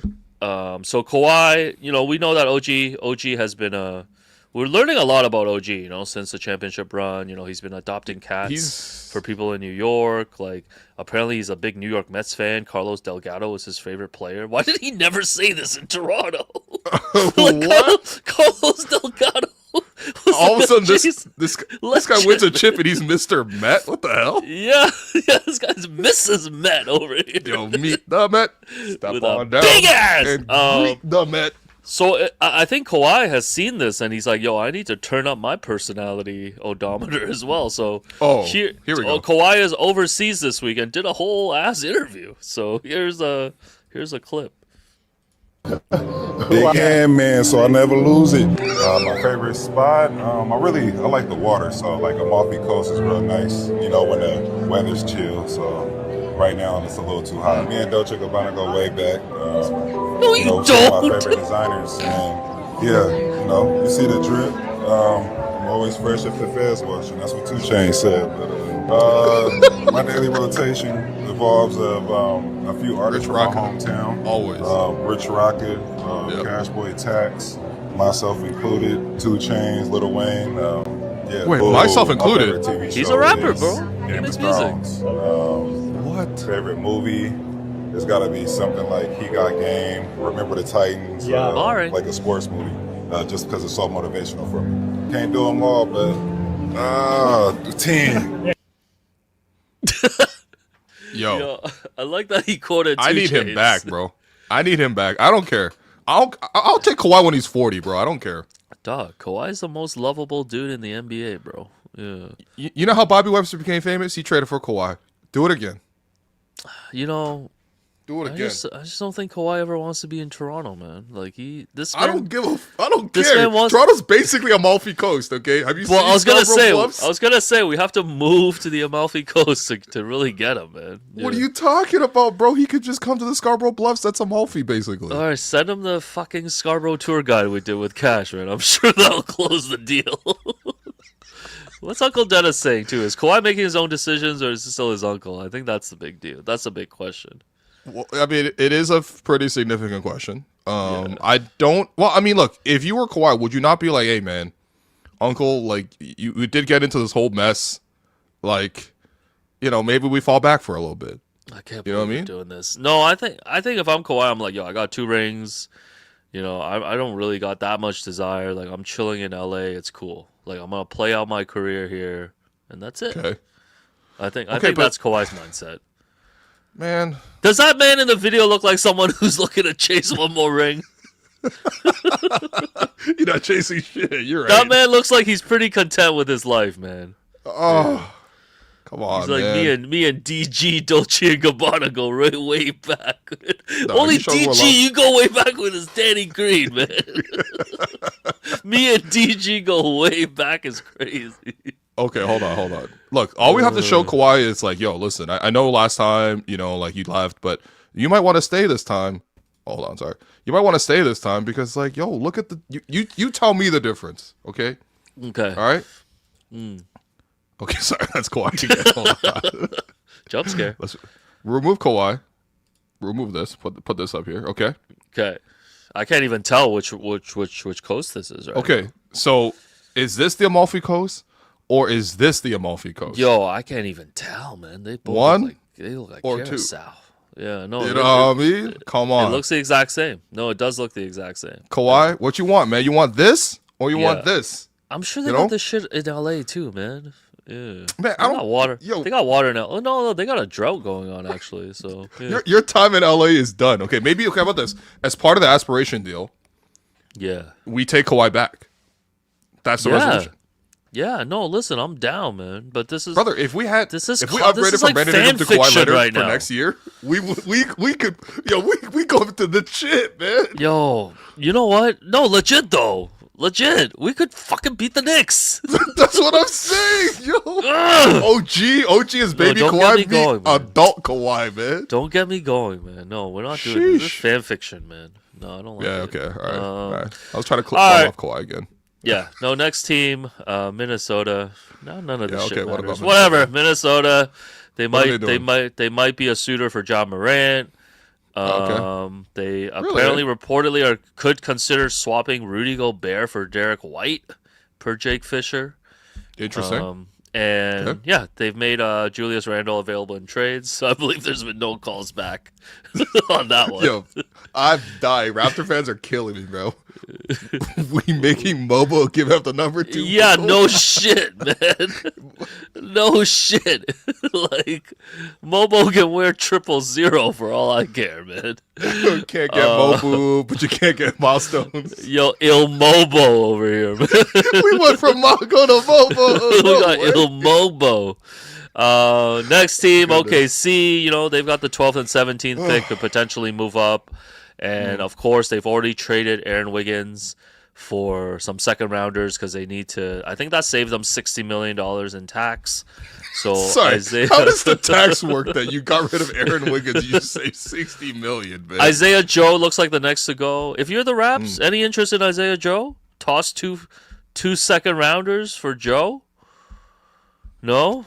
I mean, you don't want IJ? Yeah. Isaiah Joe for free, then I guess, but like no second rounders. I mean, no, I don't care about the second rounders. Whatever you want to throw the second rounders around, I don't care. I don't really care. Especially with NIL now in the league, it's like I would bet on the Raptors' ability to get comparable talent in the undrafted market versus like some second rounders.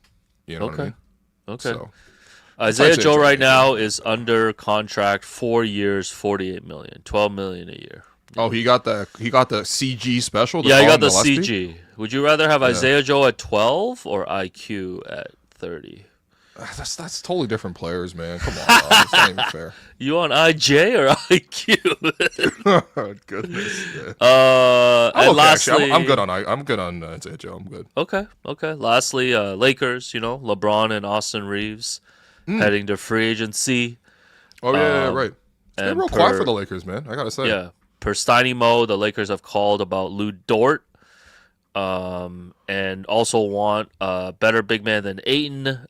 They could try to get Mitchell Robinson or Robert Williams III.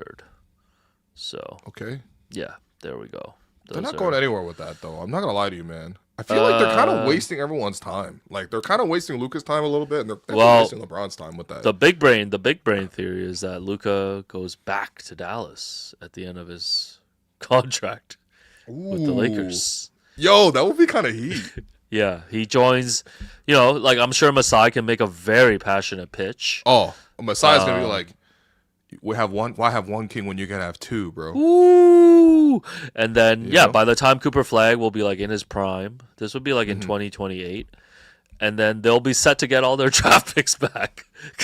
Yo, yeah. So this is a lot of people in Dallas actually have been pushing this theory. Yo, this is closer. Luka loves Dallas, right? He didn't sell his Dallas homes and stuff like that. Yeah. Yeah, this is closer than like Kawhi fan fiction. Yeah. Yo, this is the Get Back with Your Ex episode, man. Get back with Kawhi. Get back with Luka. Yes. Yo, let's do it. Yes. So let's do it. I'm just saying the Lakers are very far away from contending right now. In the West. Like it's not like you can just be like, oh, we have Luka, we're good. Like they're so far away. We saw them get swept, like not even close. Like fucking AJ Mitchell put like Austin Reeves in a body bag. The man. Lakers, like, I don't think the Lakers can even compete with like Denver or Minnesota. Like no, I don't think those they're teams even have there. also beaten the Lakers pretty badly in recent years. The big thing with the Lakers is they're too old. They're not athletic enough. Like you look at, especially for regular season wise, all these guys are getting banged up. It is what it is. But come time for the playoffs, man, we saw a lot of young, fresh legs with OKC, with San Antonio. You either got to be that, or you got to be the Knicks sweeping everybody and getting rest. Yeah, and I would be weary of giving Austin Reeves Yeah. giving Austin Reeves like a max deal. Like he's had some iffy playoff performances, man. Like. I mean, again, he just got packed up by AJ Mitchell. Yeah. All due respect to Mike Jimenez, but like, come on, man. No, but Luka and Austin Reeves as your big two, like I'm not really that like where's that going? Like where's that really going? I don't know, man. It's yeah, I agree. Anyways, Also, that is I love how they're getting all their ops too. Like Lou Dort is like Luka's number one op. They're getting him. And then they're getting Isaiah Stewart, who's LeBron's number one op. Oh my god! What are they gonna get? Like Dylan Brooks? Oh, you know what?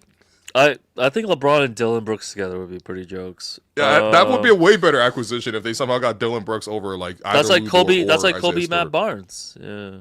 Yeah. That's like when Kobe linked up with Matt Barnes. But yeah, that was Or Rajah Bell. Yeah. That's right. That was today's tried to, at least.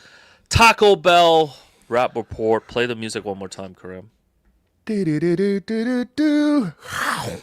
Okay, thanks, Kareem.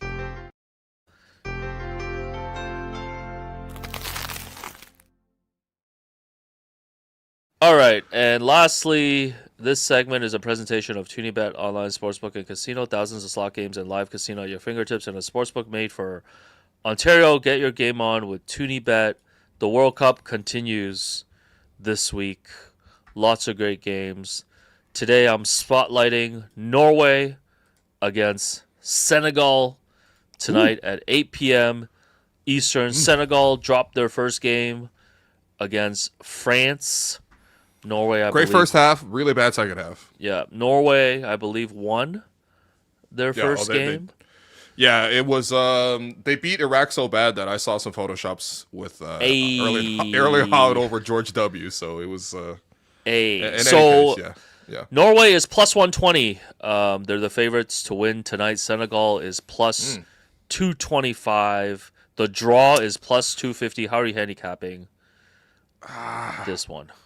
Man, this is tough because we looked really hard at Senegal plus 600 over France. Yeah. And it was looking real promising in the first half. Senegal missed a bunch of chances to take the lead over France. Second half, France completely overran them. So I'm a little bit burnt, but I still believe in the Senegalese team, man. They got a really good squad, really talented up and down. I think that they have. I mean, I thought Koulibaly, their center back, played great in the first game against France. I think he'll have his hands full, obviously, with Haaland, who's the best 9 in the world right now. Either him or Harry Kane, really. But let's back Senegal again. Let's go with Senegal for the upset, man. Well, I think Senegal would make this group really interesting with the dub. Oh yeah. Because then you got France and Norway as the final matchup. Coming later this week. Mbappe versus Haaland. That's kind of like this generation's it's not nearly the same level, but like Messi versus Ronaldo. Like the two best players of the current generation playing each other is always great. So yeah, that was okay. Make sure you hit up ToonieBet.ca for all your sports betting needs. ToonieBet is licensed and regulated by the AGCO, iGaming Ontario, 19 plus, Ontario only. Please play responsibly. Speaking of the World Cup, wanted to bring on our guy Kareem. If you're ready to come on. For people that don't know, Kareem is of Turkish descent. Look at him, man. Because I see the chat always being like, Kareem's white? Kareem's here. Reading the comments. Yeah, he's ready. Kareem, so Turkey flamed out, man. Lost the first 2 matches. Hey. The third one doesn't even matter. They're out. Didn't they fire their coach in between? Didn't they let their coach go after game 1? No, that was Algeria. Okay. That was Tunisia. Tunisia after. Tunisia, the yeah, first game. Tunisia. Okay. Yeah. But Karem, Yeah. what happened? What happened to Turkey? Man, second team out of the World Cup. It's brutal. It's brutal. These guys had the whole send off with the government, like a million cars lined up on the bridge, getting ready in California. You know, they got their fresh haircuts, trying to resemble some of the players from the 2002 squad that got us third place, and they flamed out. The pressure got to them. I mean, 80% possession both games really means nothing when you pile on 60 shots, 62 shots, and get 0 goals. That's the worst statistic in the World Cup. I think that's the most 2 shots in a 2-game period with no goals. It was just passed around the back until it seemed like, yeah, there you go, 62 shots, 0 goals, until A lot of like long shots, too, I got to options. say. Like, at least 30 of those were, like, outside the box, I feel like. It's crazy. I know you guys got Guilherme, shooters, but damn, bro, that's a lot. Man, the talent on paper was there. We were getting called dark horses for no reason, by the way. We've made like 3 World Cups in the history of this national team. So, I mean, the fans are just so upset. The fans really did show out in the Bay Area. I had a couple friends go to the Paraguay game. They said the atmosphere was great. They said the fans were behind them the whole time. But fortunately, the players didn't show up. And it doesn't matter if you got Kenan Yıldız, Arda Güler, Hakan Çalhanoğlu. If your players don't perform, if you can't get the result, if you can't get the goals when it matters, then it's the World Cup. Anything happens, but I'm very, very disappointed. And obviously, you know, the Australia game makes sense. It's okay. First time jitters, 24 years you haven't been in the World Cup, but you got to score against Paraguay. 10 men, Paraguay the whole half. Terrible. And they were down to 10 men because Almiron covered his mouth. Classic.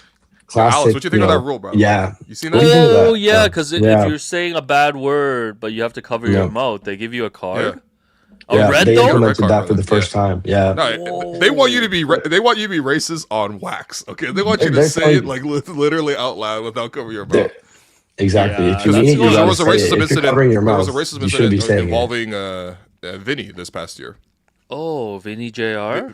Vinny Jr. That's why they applied it. Yeah. Damn. Yeah, that's a tough rule though, man. A red, I would do like a yellow. Yeah. I don't know. Brutal. So racism only gets a yellow from you, huh? You know what? Yeah, I stand by that. I think everybody should get a second chance. You know, after you're racist, you should be allowed to be racist twice. No, if you're racist twice, then you gotta cool off. If you're racist once, it might be accidental. Like you don't know. Yeah, like sometimes in the heat of the moment, like you know, racism happens. But I think that's when you got a red card and you're out of there. What are you I actually think I believe in second chances, and I think it should be a yellow. But think about it. If a guy actually said something racist, got a yellow, and he comes back and says something racist again in the same match, then yeah, like this guy should be jailed. Like he should get a red. But like. You know, it's a heat of the moment sometimes. Yeah, racism happens. Yellow card to racism would have been crazy. Actually, no, I think that's like I don't know. Seems a little too cruel for me to like. Hey, you cover your mouth to say a bad word. It's a red card. That's a little intense for me, man. I don't know. Well, I don't know. I think it's kind of a fire rule. By the way, everyone was made aware of this rule. By the way, this wasn't you know what I mean. This wasn't like you know a new rule necessarily. Like everyone knows about this rule. Hey, question for you, Karam. Who do you think is the most racist team at this World Cup? Yeah. I'm not trying to be rude, but based on what I've seen online, fan base wise, you know, Brazil. No, it neighbors Brazil. What, Argentina? Does that neighbor? I don't know maps. You know what? I gotta cover my mouth and say it. You know what I mean? So Turkey is playing the U.S. in this meaningless last match. Next Thursday. Can you guys at least beat the U.S., man? Why is U.S. turning into this like super team, bro? I hate this. Hey, man. I might have been born in the U.S., but I support Turkey. I cannot go against. We need at least 3. Yeah, I was born in Florida, in Orlando. Yeah. I was a Disneyland season pass baby. You know, gators in the backyard, snakes in the pool. You know, golf community. Yeah. Yo, Karem, what the hell? I told you this. How long did you live in? I was there for 4 years. I was just a baby, but I told you guys this. I'm pretty sure. I was neighbors with Amare Stoudemire's mom. She lived right next door, so I see Amare Stoudemire pull up to the driveway on Thanksgiving. But I was a kid. But I just heard the stories. Yeah. Your first word was stat. Someone's like, "This guy's a Florida man. No wonder why. No wonder why. What?" Don't be rude. Yo, hold on. So this guy was teammates with him. Okay, so he was neighbors to Amari Stoudemire. Yeah. Then you came to Toronto? Was it Toronto afterwards? Yeah, no, so then I was in Turkey for 4 years in the city called Izmir on the West Coast. Then I came to Toronto 2009 to 2019. Went to Montreal for McGill, and then I just got back last year. Yeah. Damn. Yo, Orlando to Izmir to Toronto to it's cool. Montreal. It's cool because that's pretty cool. It's a good journey, man. I like that. Trump rates me, yeah. So what? Oh, the Florida thing. No, because he was staying at exactly, Mar-Il-Lago. Oh, right. Il Margo. Going back to that, who's the most racist team at the World Cup? I might say it's the U.S. because I heard a lot of the Iranian national team, some of the staff on the team got rejected. They got travel on game day from Mexico to come to the game. That's less the team, and that's just the U.S. is racist. Yeah, the country. Yeah, can't really put it on them. But. Dude, you're literally World Cup hosts, man. How could you do? As a host, how could you do this? It's so true. It's making me root for the Iran team really, really hard, even though they play god awful soccer. I'm sorry, they play ugly ball. I know. But, a lot of these teams in the World Cup are playing ugly ball, man. They're just trying to get the results. They're diving. They're doing what they got to do to stay in the game. And I get it. Keeper last night was so good, man. Yeah, it's been a story of keepers this World Cup. We're talking Curacao, Cape Verde, Iran, all these guys getting man of the match, and then all of a sudden going from 50K followers to 5 million followers. Same thing happened with the Curacao goalkeeper after the Cape Verde one. Crazy. It's been a story of World Cups of goalkeepers. Who's a favorite for you guys right now after all these matches so far? I'm still gonna have to go with France. That team is just too stacked. France been the favorites. Still, they had the big win. Although I'm not gonna lie, I'm moving Argentina up to second, man. Okay. Yeah. Not bad. And the reason is Messi is still Messi, bro. Yeah, still got it. Yeah, I was just saying, what are we doing here? Is Messi one of those situations where it's like, it doesn't matter, he's that old, you still possibly have the best player on the field type in in a match, he's not better than Alvarez anymore. Well, the thing is, okay, the one thing with Messi is it doesn't really allow other players to shine as much. Yeah, Julian Alvarez is a very, very good player, one of the best strikers in the world. But it's tough because obviously the system's oriented around Messi. But dude, the guy's still prime level good. He's not prime level athletic, but he's prime level good. Yeah. What about Brazil? Brazil getting no buzz this World Cup? They're not good. Brother, have you seen Brazil play? They got a great team on paper, but I mean they crushed Haiti. But, no one thinks they're gonna win. Hey, by the way, one of the best things to come out of this World Cup, I don't know if you've seen it, is all the Carlo Ancelotti versus Endrick memes. Have you seen those? I have not seen those. No, I have not. So for some reason, Twitter thinks I'm in Brazil because they keep giving me Brazil translated from Brazil, from Portuguese, and clearly Brazilian fans. But Endrick is one of the young players. He's I think he's only 19 or something like that. But he used to play for Real Madrid, and then he got loaned out to Lyon. Yeah. So. A lot of Brazilian fans were calling for him to start. I think especially over Rafinha, who's plays for Barcelona, but he's been struggling. But it's become this ongoing joke that their head coach Carlo Ancelotti does not want to play Endrick. So the memes are actually kind of killing me, man. I'm sorry. Maybe I'll show you a couple of those. But yeah. Anyway.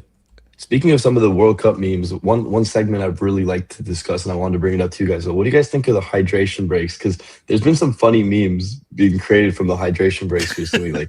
This one's jokes. These hydration breaks. Oh, they're drinking tea. They're drinking tea. Yeah. Not bad. But I feel I can't lie.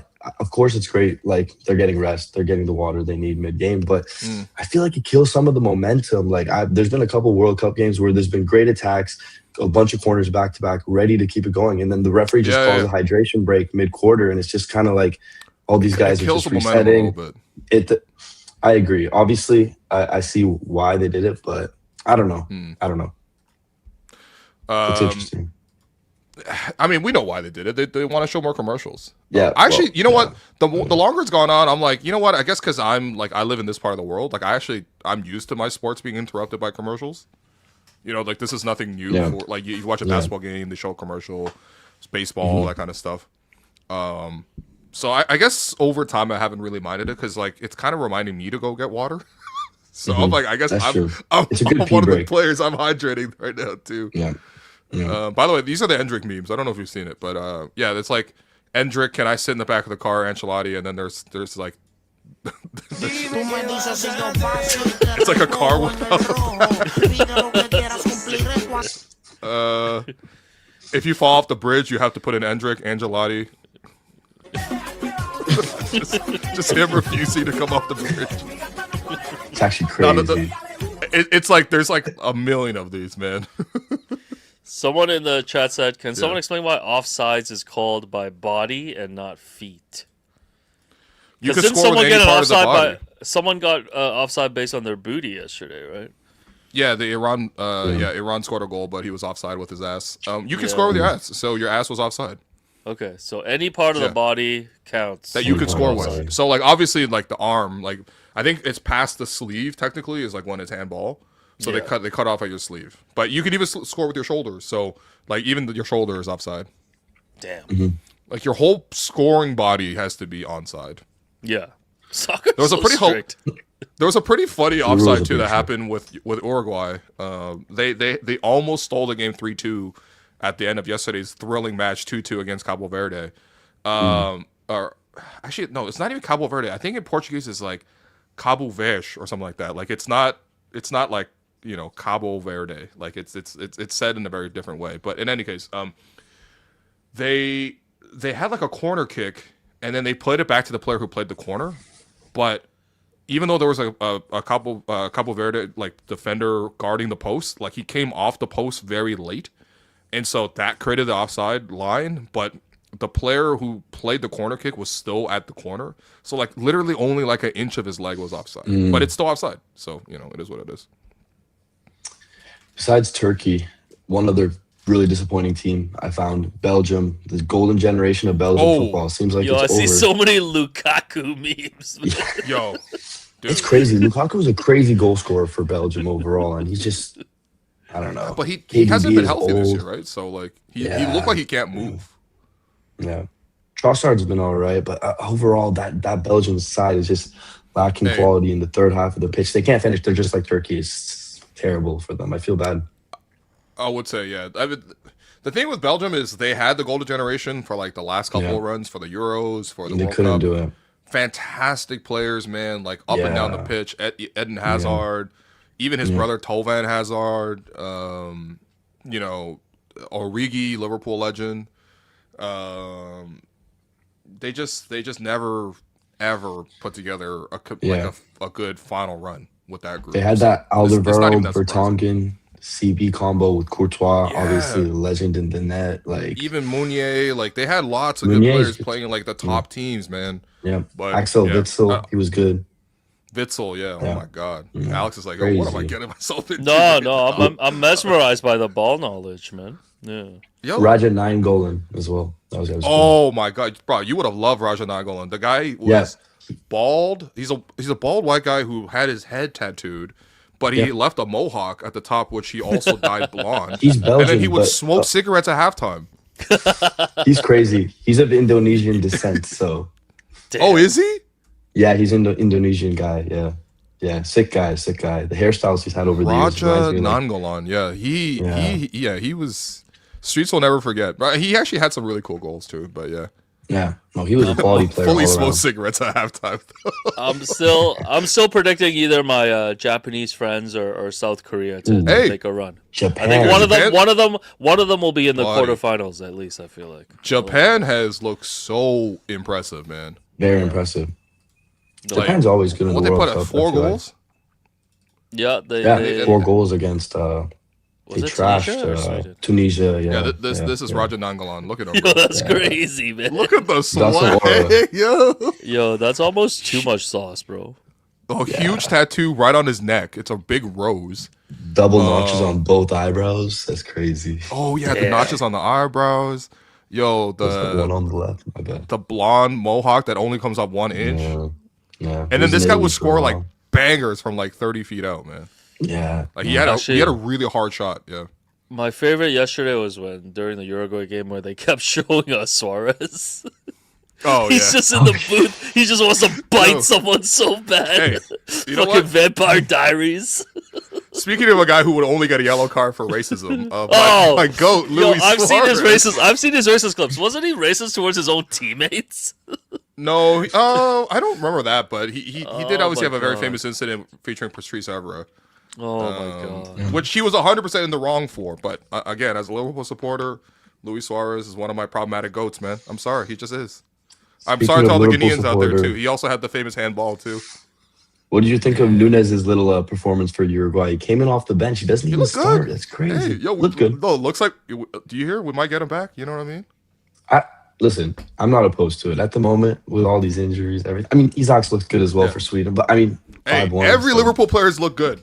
Every single one. Every single one has been a baller. Fucking McAllister had like 2 assists. Isak had an assist. Van Dijk had a goal in us. Like Cody Gakpo's playing amazing. Like once again, Gravenberch has been amazing. Like brother, every single player. Well, Vert's not necessarily, but it's fine. Whatever. Starting. Oh yeah, Will.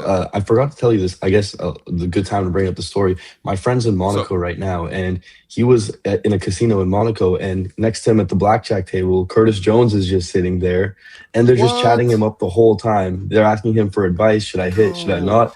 Long story short, they get his number, and they invite him out to the casino the next day, and he pulls up. They get his WhatsApp number, and shout out to James if you're watching this. Yo, he's friends with Curtis Jones now. Yeah. Terrible timing with all the rumors, but yeah, pretty cool. That's you got some rich friends if they gambling with Cujo. No. They're just on vacation. That was pure coincidence. But I don't know, bro. If you had the table with the EPL player, you got racks on table, man. There's no way. You can't just pull up to the $25 blackjack hands with Curtis Jones. No, he's visiting from Miami. He's a Florida guy too, but yeah. I could tell, man. You got a little rich boy background. It's No. This is just the Turkey USA connect. That's it. Just over the years. All right. Yeah. All right. World Cup's been fun. No. I'm proud of I just want to let you cook, man. You're becoming a very interesting dude. I didn't know you're. I'm trying to add some substance. Florida, I can't come on here. crazy. I can't come onto the pod and not have anything to talk about. I gotta have a little bit of something. We've trained you well, my boy. The heat. You brought the heat today, man. Last thing. Speaking of bringing the heat, we're gonna show you a couple of videos from our tournament over the weekend. Preview. More full recap to come.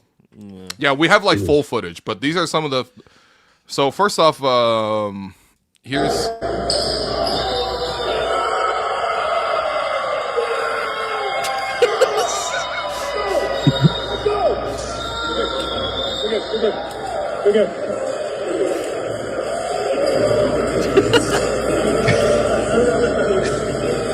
We're not no AC. We're not no fucking AC. Where's the one where you say I understand it now? Oh, I gotta download that one. Fuck, I don't actually have that right there. Oh my god. Krem, have you ever seen I don't know, have you seen Draymond Green? Have you ever seen a man become a dragon? Only through the screen, unfortunately. So what happened here was we played 4 group stage games, and then we were gonna go into a bracket to see who was gonna obviously. This was easier than the World Cup. 8 out of 10 teams made the knockout stage. Yo, I thought we were gonna get grouped. I'm not gonna lie to you. I thought we were gonna get grouped because the first game we won so easily. It was 11-2. So we're like, oh, okay, it's chill. We're gonna be good, right? But then we started losing. We lost a 11-10, so super close, and then we got blown out in the last 2 games. So we were not playing with much confidence. Me personally, I was bricking all my shots. I was sitting at 0 points through 4 games, which is a little embarrassing, but shit, it I didn't know that. No, because I was partially frustrated just based on the fact that I wasn't playing well either. Because you heated up. You heated up in the knockout stage. Dude, I was letting my team down. Somehow, I don't know if it was because we were the organizers of the tournament, but somehow we made it at the 8th seed. Okay, I felt like that was. I thought another we team got rigged. Another team went 0-4 in your group. Another team went 0-4, so you squeaked into the knockout round. Yeah. Right, and then so in order to hype up my team, I just kept telling everybody, "Yo, we're the Miami Heat. We're not the 8th seed. We're coming to break your bracket type of thing." And then we played the first seed, obviously, because we were the 8th seed. We played the first seed, and it was a team that we had lost to. This time we're playing up to 21. It went from like 1s twos and and 2s threes, to 11. 21. Yeah, yeah. 2s and 3s to 21. This game, Jerome was like, "Yo, I'm chilling for this game. You guys got this." So the three of us like played the entire game. We fell down 7-0 immediately, and the whole gym is watching us. And then we started heating up when we came all the way back. And then this is the celebration. Colin with the game winner. Colin Garraway.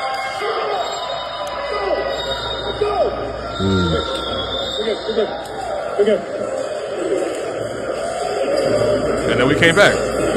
Shout out Marshall as well. Okay. We're not no AC. We're not no fucking AC. That's crazy. Yeah, I'm loving Jerome's reaction to like, bro, what's he even saying? No, right Jerome's legit like, yo, this is the most toxic environment I've ever been in. This is the most toxic environment since I last played with Will in a competitive game. I was gonna say he knew of all people there, he knew exactly. He knew exactly what was coming. But if you thought that was toxic, oh god, I'm here to show you something more toxic than this. Oh god. All right, here we go.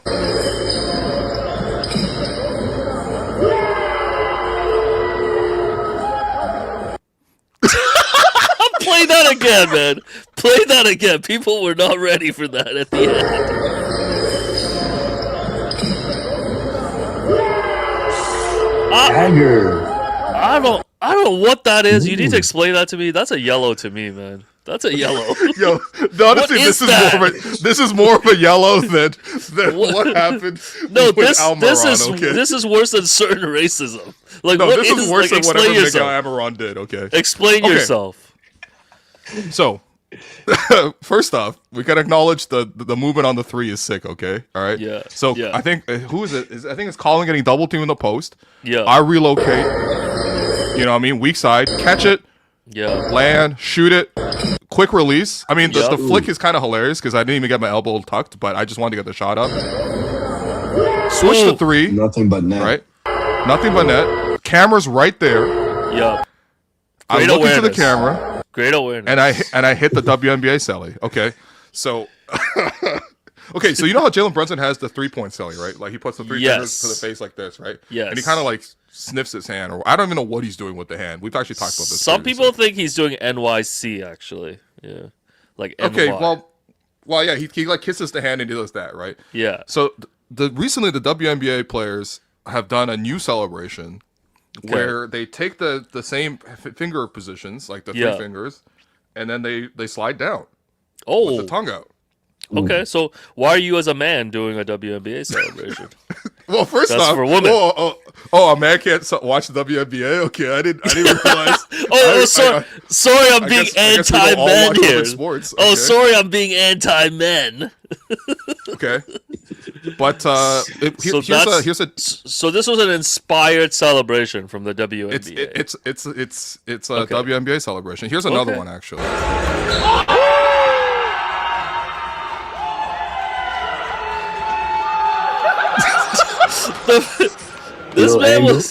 This man just kept looking for the camera, man. It's crazy. Bro, what do you mean? Anton was just right there on us, man. No, you could tell, man. They're calling First off, you the crowd was they're lit. calling you lick a tongue, bro. Yeah, it's the lick of tongue celebration, man. No, it was a great time, man. It was a great It was time. actually a great time. Yeah. It was a tense time for a lot of people, but you know, we made it through. Wait, It was actually a really competitive tournament. Like honestly, for Super people that competitive. Yeah, congrats to people that were out congrats to there, my like, Asians who won, man. even if you were just out there, you didn't really know who was playing. Like the games really got into the games. The games were super close, super competitive. A lot of great hoopers out there. I assume a lot of them probably came from Hello and Welcome because some of them might have signed up through Hongsheng or Bear Steak, but I know there's definitely some Hello and Welcome listeners, in that tournament. So yeah, we got some hoopers, man. We got some. Would have Yes. loved to come out, guys. Looked Yeah. sick. We're doing I don't another think one so. soon. Yeah. We'll do it again next year. I think. Yeah. That's the big thing. But I mean, big shouts to again, Colin Lee, not just Colin Garraway, our MVP, but Colin Lee did a great job of organizing the whole tournament. G. Yeah. Regarding the CG. video clipping, were you guys CG, getting bro. exclusive clipping just for Hello and Welcome, or did everyone get videos taking the whole game on the I mean, you know what it is, man. You know, we We need to have some content for the pod, right? We're the most covered 1-3 team ever. No, we're gonna have we also got these- we're gonna full recap this on the Banter Ball once we get all the video footage. Oh yeah. By the way, we did also get these jerseys too. The one on the top right, the white one. That one's cool. Bear Steak, Hello and Welcome, and then Bear Steak Hong Shing logo, 23, reversible black and white. The Bear Steak. This is the hottest item on the market. Okay, Oh, I'm you telling put you don't have this. You put your dad on that. Yeah. Oh yeah, I put my pops in Put this. pops on that. I put my grandpa in this. No, here's the black. You know, the black side of it. It's fire, man. With the Oh, that's logos, like all of that. It's I didn't know it fire. was so detailed. Damn. Yeah. Sick. I know, man. I'm telling you, if people didn't want to come out to play basketball, you missed out on an all-time celebration. You missed out on an all-time jersey. You missed out, honestly, on some all-time, like, you know, just community bonding. You know, it was great. Yeah. A lot of ABGs in the building. You missed out on that too. But yeah, here's Grandpa with the jersey. Woo! Clean. You know what I mean? So looking So like that's he's my ready to 90-year-old drop. grandpa? Ready to drop 1 point. Yeah. That's one more Yo, you point should have for made him do. You should have made him do the WNBA selling. And here's Pops, yo. This is what I got Pops for Father's Day, man. You see that? The black is that a Ice real Canada kit? Real jersey? kit or what? Real kit? Hell no, bro. Oh, come on, man. The $35 deal? That was a $35 joint, and I talked the guy down too. Ooh, price talked down. him down. Ooh. I was like, yo, Shit. cash only. You know what I mean? I'm gonna Wow. get 2 jerseys. I'm gonna get this and a Red Canada, Red Canada Jonathan David jersey. Even though the number's wrong, he's wearing 10. It's 20 on the jersey, but it's fine. Yo, what? But he used to man. wear 20, bro. He used to wear 20. Oh my god! Even Pops is getting the counterfeit. Yeah. No. Pop's got a blank black jersey, so like Okay, you nice. can't really. By the way, the quality's really good, man. Like it's like Mm. I believe I it. could not. I think this is like fell off a truck type of thing. But yeah, $35. Inside, by the way, the full jersey price is 170 or something like that. So No, that's fair. you know, if That's streets want to connect on the jersey, hit me up on the DMs. I'll give you instructions as to how to obtain this jersey. No, there's No, so I- many I- bootleg jersey trucks, man. There's one on Queen West. Like, there's a Of lot course. of them. Yeah. Remember we had the whole segment about the OPP like hit like the That's right. shipment. Yeah. They took a shipment, brother. That's come on, man. Nah, man. Yeah. They didn't get the drugs off the street, man. They did not get the Yeah. drugs off the street. Yeah. There. But it's Are a you good guys- jersey. I'm just saying, man. Are you guys doing a Let me fan know. fest, by the way? You guys get tickets to fan fest? No, I haven't hit up FanFest. I know Sean Desmond's there tomorrow. Yeah, It sold out so quickly. I don't know. I know French Montana is doing like a free concert there. I Some think other French stuff. came through already. Yeah. Oh, he did? Okay. Yeah. Damn, yeah. It looks cool. No, Oh. name 2 French Montana songs, man. Unforgettable. Unforgettable. Yeah. I guess it was unforgettable if you remember. All right, guys. That's it. Salam We'll be back. Alaikum. That's a fire song. That's a fire song. What? That's what. Wait, he got a song? A song? Yo. It's called Salam Alaikum. It's really good. It's a great Yo. intro. That's The first crazy. minute just builds up. It's beautiful. Check it out. Probably over the A-Rap money beat. Gonna be back tomorrow night. We'll be live during the draft. Yeah, so we'll go live during the draft. So the draft starts at 8 p.m. I think we'll probably go live like maybe 8:30 because the Raptors pick 19th. So we'll wait for the first couple picks to go. I believe Temple time is also tomorrow in the afternoon Maybe prior to the cooking. draft. Yeah. Maybe we will cover the WNBA Selly because I would really love for that to be corroborated by Yep. WNBA experts Jerome Can Chang. a and, man do that, Sally? Yeah. maybe I'll pop on and just ask the question: Can a man Just pop on get and the do W it. Selly? Really randomly. Don't even tell them you're coming on the pod. Yo, quick release and then a quick selling, you know. It's the way you popped out your tongue, but like all cute and shit. Also, your eyes are so small when you take your glasses off. Your eyes are like man. 2 tiny, cute little dots. Why do you think I wear glasses, man? I need them, yo. I'm not wearing no fucking contacts, man. You didn't have any contacts on? No contacts. No, I had Hooping contacts. with- I had contacts. Oh, okay. Yo, Oh, if sorry. I was doing the LeBron, I was seeing 3 Ooh. rims out there. I was gonna Oh, say. shit. Would have been real aura if I did that. Damn. All right, guys, we All right. will be back tomorrow. Yeah. Yo, someone said I don't want to be right, but Alex is. Yo, man, yellow card for Yellow. racism. Here we go. Yellow for racism. Here you go, buddy. All right, bye, guys.